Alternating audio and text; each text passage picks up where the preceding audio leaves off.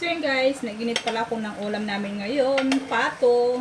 Nilagay ko yung sauce para mas masarap kapag ilagay yung sauce. Kasi uwi na si Aswang galing sa hospital. Kaya ininit ko yung ulam para pagdating niya kakain kami. Ayan. Andoon sinusundo siya ni Pedro.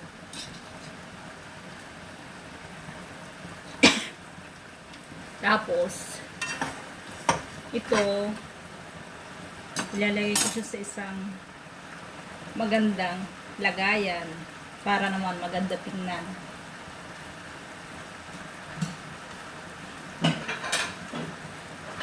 Dito nakakita ko ng plato na medyo maganda-ganda, kaya dito ko siya ilalagay. Para naman galante tingnan.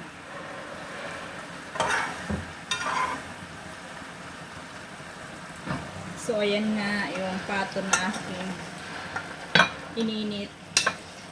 At nilagay ko yung sauce. Aray.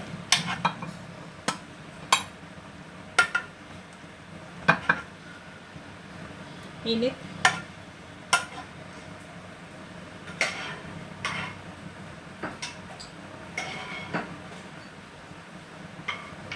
Natalsik yung sabaw eh.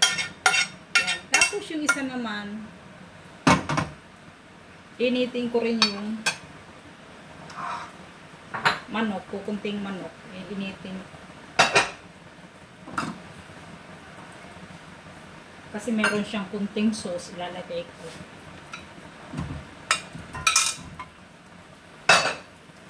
Ito. Hindi nyo nakikita dyan kasi nandito yung saingan. Ilagyan ko ng sauce para malasa. Ito guys, dyan ako nagluluto. Yan.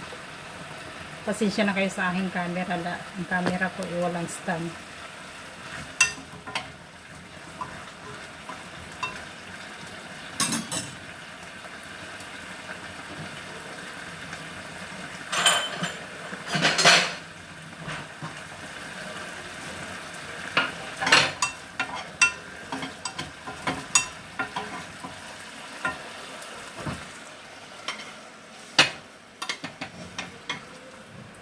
Hindi naman yun agad-agad darating. Pagdating doon, hindi yun agad-agad lalabas kasi papunta pa yun sa pharmacy.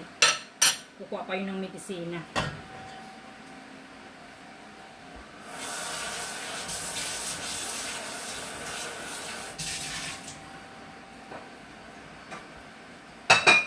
Kaya, tagal-tagal pa yun doon.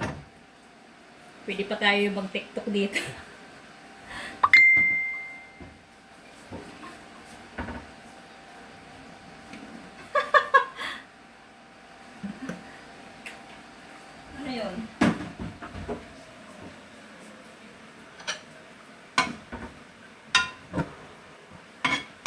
Bakit? Buang ka?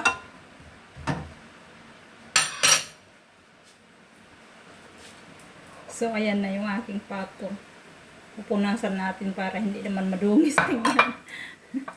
Para naman hindi pangit tingnan.